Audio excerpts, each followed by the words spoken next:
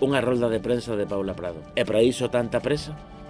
Estamos en plena época de quintudemia ou quintupandemia ou como se chame. Estou enfermo. O das baixas laborais flexibles aínda non está aprobado. Nin se aprobará, seguramente, como vai facer iso o goberno máis progresista da historia segunda parte. A secretaria xeral do Partido Popular de Galicia volveu poñer en valor a súa maioría absoluta, porque os 700.491 votos do Partido Popular de Galicia nas eleccións autonómicas do ano pasado impiden que as 706.790 persoas que votaron a partidos políticos de esquerdas poidan manifestar ningún tipo de rexeitamento. Chama a atención o apartado referido á integración paisaxística. O elemento con máis impacto visual sería a cheminea de 75 metros de planta. A Catedral de Santiago, por comparar, mide 74 metros.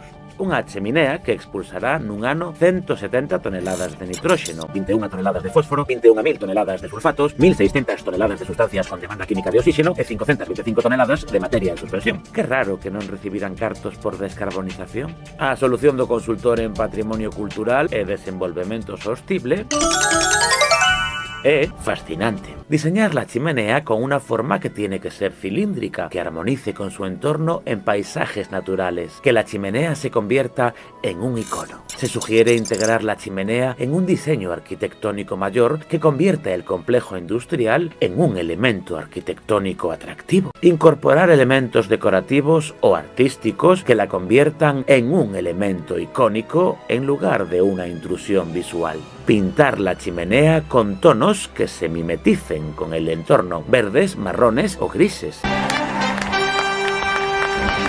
Xa se sabe que unha maioría absoluta reiterada no tempo impide que as persoas que non conformaron esa maioría absoluta protesten. Onde se viu tal cousa? A Asociación Cultural Auriense ven de comunicar que o seu meco de Entroido foi secuestrado. Outra vez, fontes da organización acusan deste despiadado acto a un grupo paramilitar do propio Concello de Ourense. Exixen a súa vez a súa devolución ou que o Concello volva a poñelo no sitio onde estaba. A Deputación Provincial de Ourense, sempre a vanguarda, ven de presentar unha anovadora iniciativa turística, o nunca visto, unha pantalla. Oficina termal, por que esta oficina termal? É evidente, non? É evidente que estamos nun lugar en donde o AVE o está cambiando todo, nunha estación en donde a AVE o está cambiando todo. Está claro que aquí tiñamos que estar, e está claro que tiñamos que estar fundamentalmente promocionando o recurso do termalismo. Na madrugada do pasado sábado 29 de marzo, unha parte do falso teito da terceira planta do Hospital Materno Infantil de Ourense derrubouse. Afortunadamente non houbo que lamentar danos persoais. Este é o terceiro incidente deste tipo. En maio de 2024 caeu unha parte do teito dun paridoiro e meses antes un desprendemento similar nunha consulta de pediatría causou feridas leves a unha facultativa. O materno infantil non ten un problema realmente estrutural, o que ten un problema con os dobles teitos. A demolición do edificio do Hospital Materno Infantil estaba prevista desde hai máis de 10 anos, pero xa se sabe por unhas cousas e por outras, os plans directores do complexo hospitalario de Ourense, como toda canta obra pública se fai aquí, van minguando co paso dos anos. O modus operandi é coñecido. Primeiro, prométese algo moi ambicioso, e a humildade tan característica da ourensanía ou os vaciles das distintas administracións públicas, todas, sen excepción, acaban deixándonos con cousas como o Pendello, o que algúns chaman estación intermodal, ou o vial de conexión da Nacional 525 co hospital, prometido para aliviar o tráfico. Un vial que quedará a medias, así que pouco alivio haberá. Será un alivio sin interruptus. Queda máis bonito que dicir que nos vacilan. Ser facha hoxe é o que máis mola, non lles dá vergoña, están moi crecidos. Liberdade, berran liberdade, se ti es diferente, debes agocharte. Liberdade. No. O pasado 11 de xullo, o Tribunal Superior de Xustiza de Galicia ditaminou unha sentenza histórica. Condenaba a Xunta de Galicia e a Confederación Hidrográfica Miño-Sil, dependente do Goberno de España, pola súa inacción ante a contaminación no encoro das Conchas. Esta inacción trouxo consigo un deterioro dos dereitos fundamentais dos veciños demandantes. Tanto a Xunta como a Confederación Hidrográfica Miño-Sil anunciaron que a van recorrer. Esta sentencia que xa dixen ao principio que ten importancia e relevancia por poñer un problema, sacalo do submundo e poñelo enriba da mesa, encima do debate. Pero como que do submundo? No hemos sacado nosotros porque te ha caído una denuncia que te ha condenado. Y aún encima de que te ha condenado vienes que no tienes competencia. Y aún encima, a ver, de buscar las dos administraciones soluciones, o único que fan é pa aquí, pa allá, e así levamos 15 anos. É unha sentencia que, desde o meu punto de vista, por primeira vez en moito tempo, lamina, elimina, fulmina o principio de que quen contamina paga. Aquí quen contamina, no.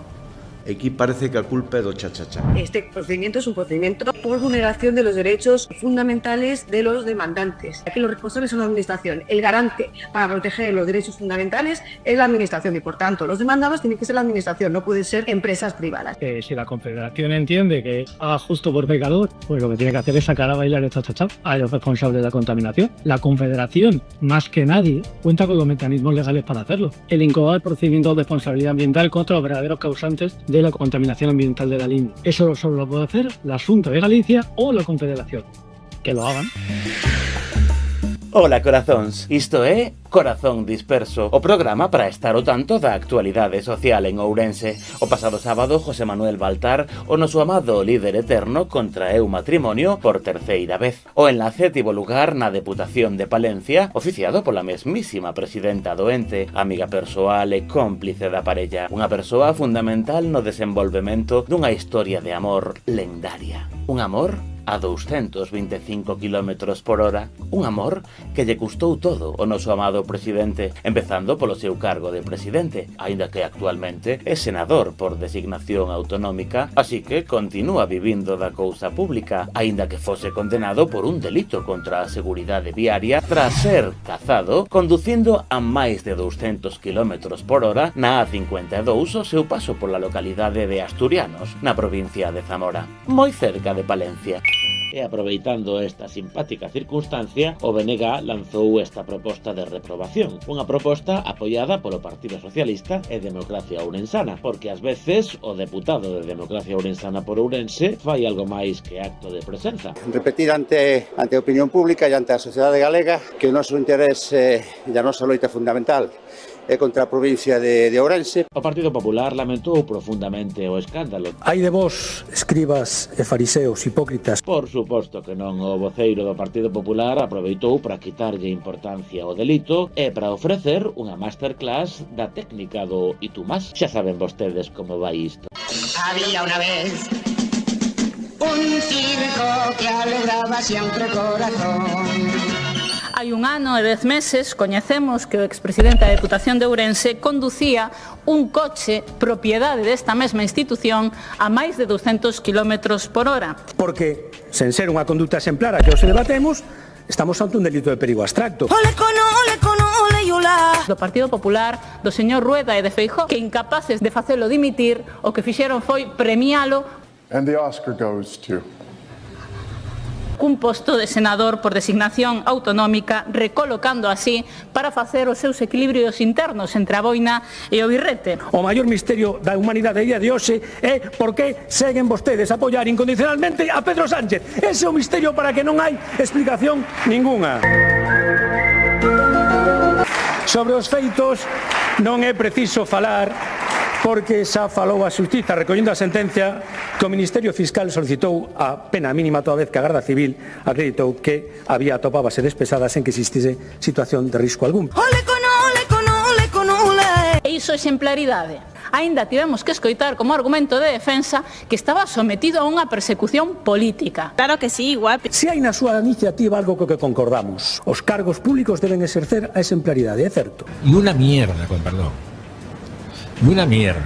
Non hai nada como arrecendo a erva mollada, verdade? Aínda que se queremos sentir esta sensación, non deberíamos vir ás inmediacións do centro de saúde do barrio da Ponte, porque aquí erva non hai. A simpática reforma das inmediacións deste centro de saúde non deixou moito espacio para nada natural. O colectivo ecoloxista Amigas das Árbores denuncia este novo atentado contra o medio ambiente en Ourense, esta vez perpetrado, como tantas outras veces, pola Xunta de Galicia. A realidade desta aldea non chega a TVG. Sale máis o luar e todas esas cousas, pero non a realidade que hai aquí de todos os veciños que perdemos todas as casas, quedamos casi abandonados pola Xunta e polos medios.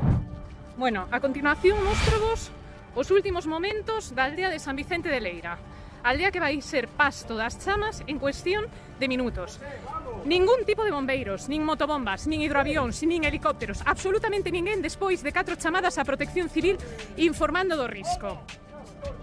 Saúdos. Hai 3 meses Ourense viviu a peor vaga de lumes da súa historia. O 13% da superficie da provincia foi pasto das lapas. Unha das peores partes levouna a comarca de Valdeorras. Hoxe estamos en San Vicente de Leira, a aldea que deixaron arder. Gracias a Dios y a las ayudas de la Xunta de Galicia. O aparato propagandístico do Partido Popular en Ourense, aproveitando que se ergueran cunhas ganas tolas de afiar o seu inconformismo ou de intoxicar un pouquiño a poboación, ofreceu unha masterclass de deontoloxía xornalística. O xornal informa que Rosendo Fernández, un dos voceiros da plataforma pro Centro de Atención a Persoas con Discapacidade, pasou 7 anos na cadea por agredir sexualmente a unha nena de 4 anos, uns feitos realmente desprezables. Hai quen podería considerar tamén desprezable relacionar con non demasiada sutileza unha agresión sexual a unha nena cunha plataforma composta maioritariamente por familiares de persoas con discapacidade, que o único que piden é que un centro público sexa xestionado pola administración pública, onde se viu tal cousa. Saúdos, se rompemos nos seus dispositivos para dar conta dunha nova de alcance. Segundo puido saber Noticias Dispersas, o Partido Popular de Ourense vive un momento intenso. Un equipo do noso programa puido acceder ao seu interior. Vexamos. Oh. Necesitas ayuda, Harry, y ahora mismo. Ha oído bien, señor. Envíeme el batallón 48. Segundo diversas fontes consultadas, un sector do partido, no que podería estar mesmo algún concelleiro de Ourense, presiona para que o Partido Popular regrese ao goberno municipal. Por suposto, isto non pode ser. Que motivos habería para que isto sucedese? Desaforada. Quizás a palabra sexa desaforada. Hai unha festa desaforada en Ourense hoxe, Diego Freire. Increíble, maravilloso. Vayas onde vayas. Non sei se iremos dando unha volta por toda a cidade, nos barrios, desde a Cuña a Santa Teresita. Unha festa tola. Hai uns señores por a zona do barrio da Ponte con chalecos amarelos que... No, eses non están de festa, coméntame o equipo de producción. Gracias, Diego Freire. Eses non están de festa, non sei que están facendo. Parece que este sector está preparando un pulso ao flamante líder do partido na provincia de Ourense e presidente da Deputación. Pero iso non pode ser. O Partido Popular de sempre foi un remanso de pá.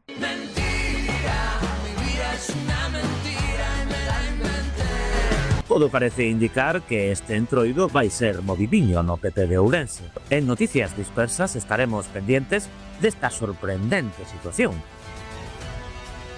Aínda que sexa entroido, quedaremos pechados na nosa redacción para dar conta de calquera noticia ao respecto. Hombre, eso non é creíble estadísticamente. Sí, vou en Carabata, porque esta xente son uns hippies destes que fan asembleas abertas. Saúdos, hoxe 5 de abril están convocadas en todo o Estado concentracións en prol dunha vivenda digna. En Ourense, o recén nacido Espazo Veciñal Ourense convocou unha manifestación. As demandas deste colectivo a curto plazo son a reducción e control do prezo dos alugueiros, a regulación e limitación dos alugueres turísticos, a recuperación das vivendas baleiras para uso habitacional e o freo á compra especulativa de vivenda. Comeza aquí esta manifestación en defensa dun dereito constitucional. Que la vivienda es un derecho, pero también es un bien de mercado. Porque si los malagueños no tienen un lugar en el que vivir, ¿quién va a atender a esos turistas? ¿Dónde se van a alojar los camareros que después nos sirven un vino y un espeto? Aínda que non é dos importantes, porque xa se sabe que da Constitución española o único que hai que cumplir sí ou sí é a inviolabilidade do rei e a indisoluble unidade de España, ante Deus e ante a historia. Aínda que creo que isto non é da Constitución, pero a transición á democracia no Estado español foi un pouco sincrética, xa saben. Como molanos a democracia, vota o mal menor. Democracia en acción. Se no PP hai corrupción, votaremos o PSOE. Se hai corrupción no PSOE, votaremos o PP. Non ten ningún sentido. Disperso unha base rebelde, disperso unha base rebelde. Aquí base rebelde, diga. Acabamos de lanzar un torpedo informativo. Informamos de que o Concello de Ourense suspendeu toda a actividade cultural coa excusa da COVID. Mentres no resto dos concellos de Galicia e do Estado español sí que se fan cousas culturais, aquí pasamos de todo. Solicitamos confirmación de branco, por favor, solicitamos confirmación de branco. Parece que a xente se enterou, pero pasan de todo. Corcholis. La región, seguindo cos seus simpáticos branqueamentos, que manía, como branqueamentos? A persoa que escribiu isto é unha envexosa.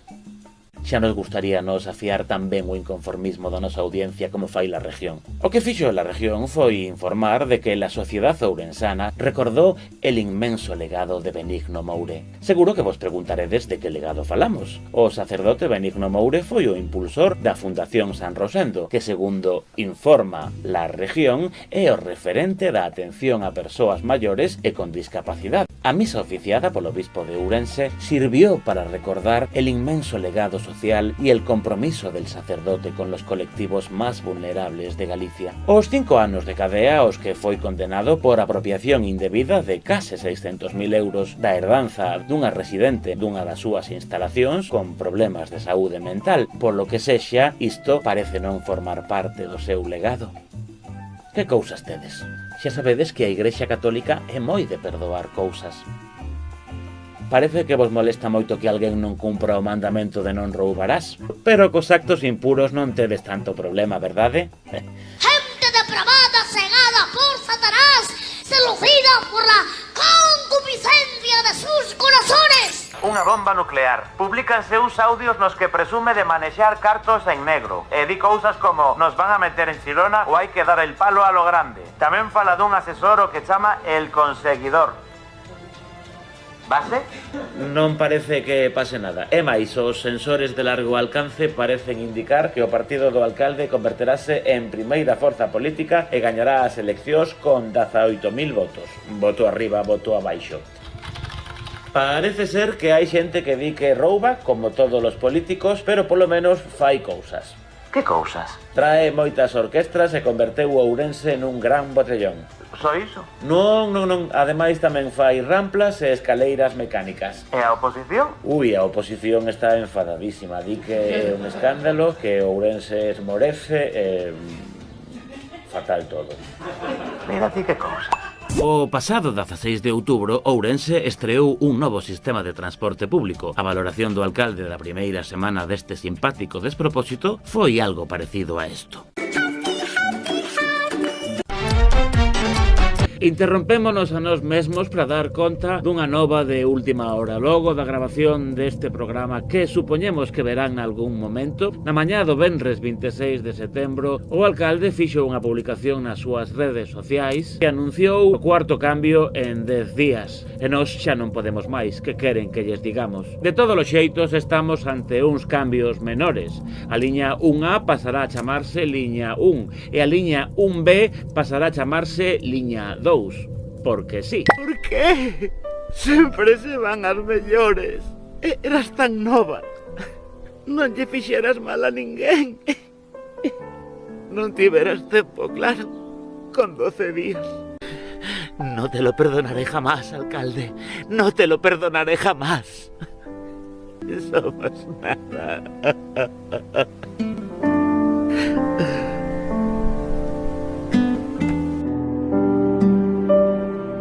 Ademais, anunciou que o 6 de outubro produciránse novos cambios, que afectarán as liñas 6, 9, 11, 13 e 16. Haberá cambios na práctica totalidade das liñas do novo sistema. O alcalde remata o seu post dicindo literalmente que é difícil hacer un red de líneas máis óptima, aínda que, como vemos, todas as liñas cambiaron de maneira máis ou menos significativa, pero todo estaba planificadísimo, non vayan pensar vostedes.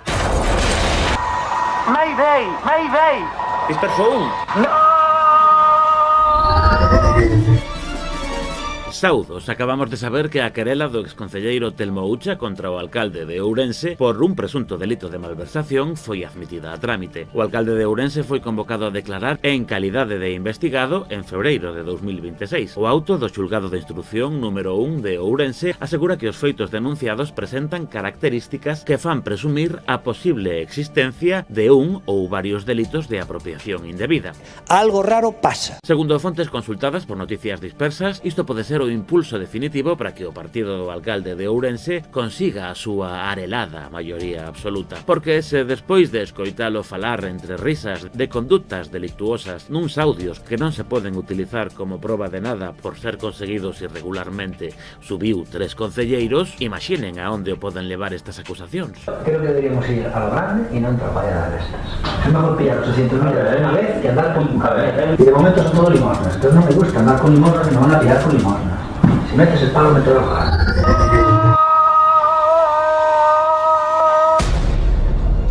Ai, que lástima. Estaba na flor da vida. Non somos nada. En fin.